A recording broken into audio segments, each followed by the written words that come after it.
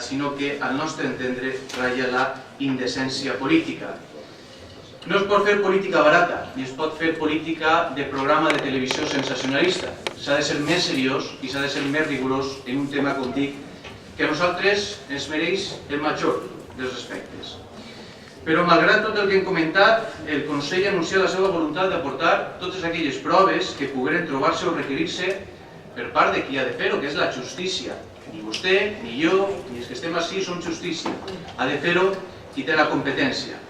És important ressaltar, a més, que després d'aquest accident es continua amb un procés de modernització important de la línia 1 del Metro València amb una inversió superior als 400 milions.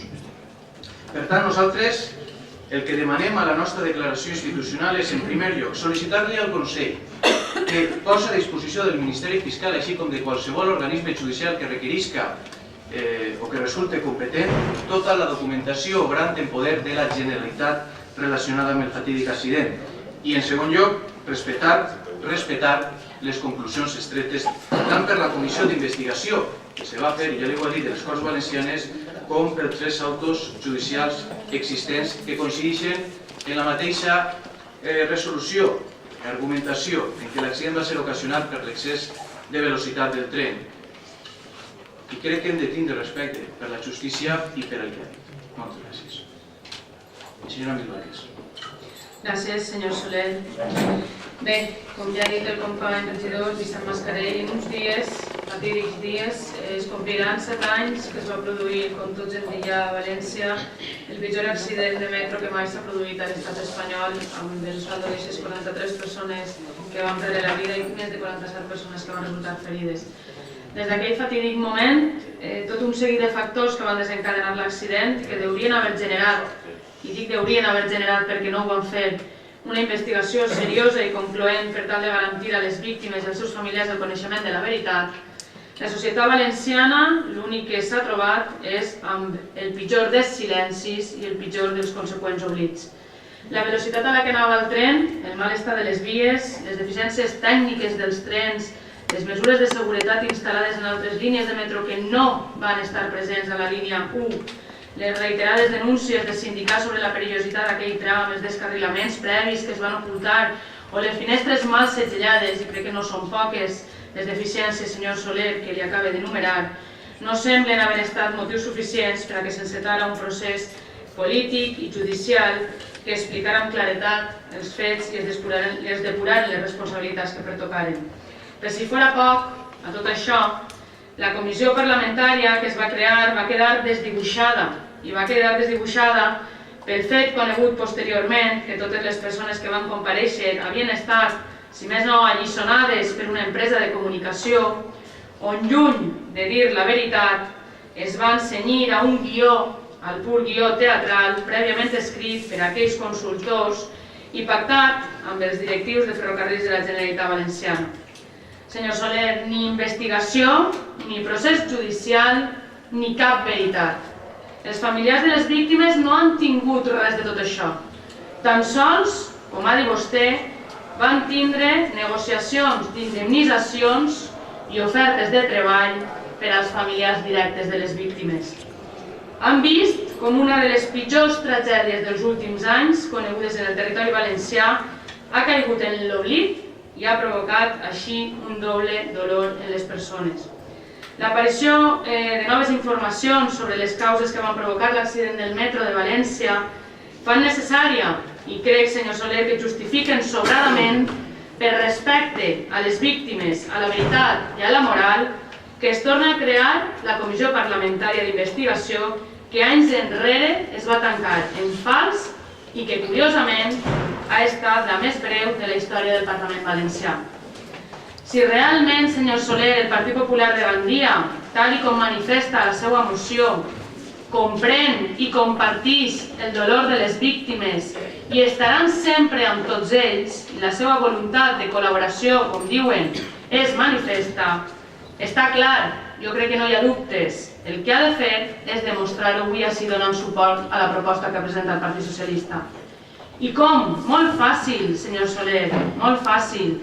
Li ho demanen és la demanda que li fa l'Associació de Víctimes del Metro. No li ho fa ningú partit polític ni ningú color polític. Li ho fa l'Associació de Víctimes de l'accident de metro ocorregut.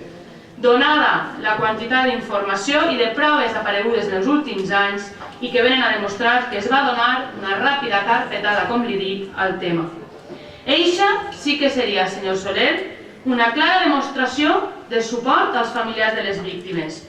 Un suport que necessiten urgentment per conèixer la veritat que se'ls deu i que des de sempre ens ha negat, senyor Soler, el Partit Popular a tots els afectats.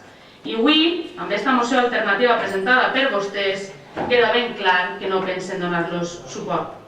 Estem convençuts que si en el seu moment s'hagueren pogut tindre en compte els diferents fets que anaven veient la llum des de fa no res del tancament de la investigació judicial fins a l'actualitat, el resultat de la causa penal hauria estat un altre molt diferent a l'actual i no l'arxiu d'ella.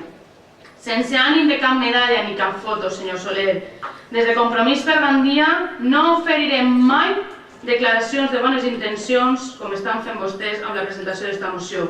Continuarem donant tot el nostre suport i ajudant en el que puguem esta associació perquè d'una vegada per totes se'ls oferisquen respostes i no mentires i el més absolut de silencis.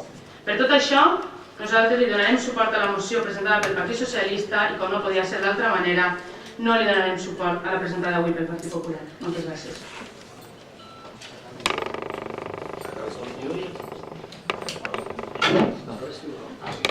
Vol parlar, no és? Sí, ell parla, jo també parlo. Si tu ens has de parlar, jo... Té que tancar ell. I ell que causa. Vale. Ja ve això. Mire, respecte als autos judicials, absolut.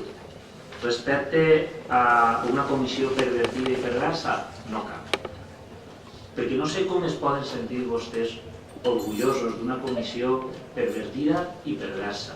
Una comissió pervertida perquè els seus integrants, aquells que participaren i declararen, van ser eleccionats tal com queda demostrat. No sé com poden sentir-se vostès orgullosos d'un president indecent com és el senyor Camps, que va intentar comprar les voluntats dels familiars de les víctimes. No entenc com trauen pit per una política que sincerament el que va pretendre és amagar, ocultar, silenciar a més de 40 morts. No ho entenc. No ho entenc fa 6 anys, però menys ho entenc després de 6 anys, després de que tots i vostès a més saben el que va passar. Saben que no se va dir que 13 dies antes de l'accident la maquinària va tenir un problema de frenos, que en la mateixa maquinària ja ha tingut 3 accidents prèviament, que estaven mal sellats les finestres, que amb una balisa de 3.000 euros possiblement s'haurien evitat moltes morts. Jo no vull, no dic que hi hagi una responsabilitat penal, això és un tema molt greu i en costa, òbviament, faltaria més que ningú membre del govern valencià volia que passara l'accident i es va ficar potent, però la responsabilitat política és una altra cosa. Quan estem parlant de l'accident més greu de la història d'Espanya, d'un dels més greus de la història d'Europa, quan estem parlant de més de 40 morts, algun tipus de responsabilitat política té que haver. Algun tipus de responsabilitat, algú responsable té que assumir-ho, sobretot quan hi ha precedents, quan se perd el llibret on estaven les averies. I no sé com se poden sentir orgullosos d'això, perquè la decència en política no simplement es fa de boquilla, sinó s'ha de practicar. I el temps cada un deixarà el seu lloc. En aquest cas, el temps, desgraciadament, està donant la raó a les víctimes i cada vegada hi ha més gent en la plaça de la Verge. Moltes gràcies. Senyor alcalde, per concloure de forma molt breu, no es pot fer política a col de programa de televisió sensacionalista. No se poden creure totes les mentires que ixen en els programes de televisió. No siguin xiquets, hi ha que ser adults, hi ha que ser crítics, hi ha que tindre judici propi. El que no entenc jo és que després de 2 anys d'investigació judicial i més de 2.000 fulls, informes pericials, d'experts, d'universitats, vostès sàpiguen més que tots ells junts. Això és el que jo no entenc. I el que no entenc és que facin política amb persones que desgraciadament han faltat. I al nostre grup no li agrada particularment este debat. Si efectivament hi ha noves informacions, que actua la justícia, no estem en un estat de dret. És que vostès no se creuen que la justícia en este país funciona? Jo pense que sí, i l'estat de dret ha d'actuar. Per tant, és el que demanem al Consell de la Generalitat Valenciana que posa a disposició del Ministeri Fiscal la informació que té i tota la nova que puga incorporar-se. I això m'agradaria que el bloc Compromís també recolzara la moció que nosaltres presentem perquè va en aquesta línia. I ja per acabar, acabe conforme va dir un membre, en aquell entonces alcalde de Torrent del Partido Socialista, que decía: yo creo que aquí no hace falta felicitarnos porque estamos haciendo lo que toca, tanto la Generalitat como la Administración Central como el caso de Torrent. Yo creo que estamos cumpliendo con nuestra obligación. Estamos tratando de confortar a las familias de las víctimas, estamos tratando de facilitar los trámites que estas cosas comportan, estamos tratando de resolver problemas que son distintos en unas familias y en otras. Y acaba diciendo, y aquí vuelvo a decir, el comportamiento de las tres administraciones es ejemplar. El socialista Josep Bressó, exalcalde socialista de Torrent. Muchas gracias. Moltes gràcies, senyor Soler. Passem a votació. Jo he intervingut una vegada. Però no té una altra vegada, no va ell. Bueno, però... Si acaba ell, ja està. Ja ho han dit. Senyora Lorena, ja està, no n'hi ha més. Estic atenta. Jo estava atenta, senyor Torró, estava atentíssim. Oye, pues ya, Però ya, el senyor Soler m'acaba de dir, vostè vota a favor de la moció, vull contestar-li, vull utilitzar el motor per contestar-li. ¿De que no ha contestat antes? Però perquè m'ho acaba de dir ara mateix, senyor Torró. No m'ho ha dit abans, m'ho acaba de dir ara mateix. Usted, 30 segons. Sí, i a més rapidíssim. Sí, sencer. 15. I a més rapidíssim, vull dir, senyor Soler, molt clar el per què no li anem a donar suport a la seva proposta. Mire, en el primer punt de la proposta d'acord, jo què vol que li diga, li pressupose que el Consell es posarà a disposició del Ministeri Fiscal si li requereix tota la informació, perquè serà una obligació que tindrà el Consell.